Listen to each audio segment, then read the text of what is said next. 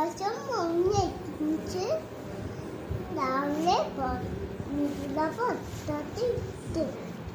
പുറത്തിട്ടപ്പം കീടാണ് വന്നപ്പോൾ മിഥുല പല്ലിൽ തേക്കുന്നത്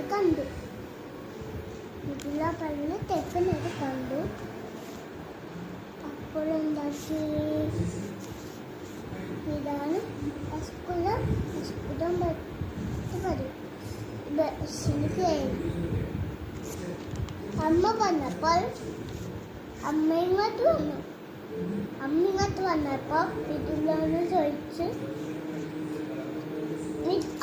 അമ്മ ഇത് സബിനമ്മേ. അമ്മ വിചാരിച്ച് ബസ് അവിടെ വെച്ച് പോലെ ഓട്ടം നോക്കി. മിഥുല ഓട്ടം നോക്കി.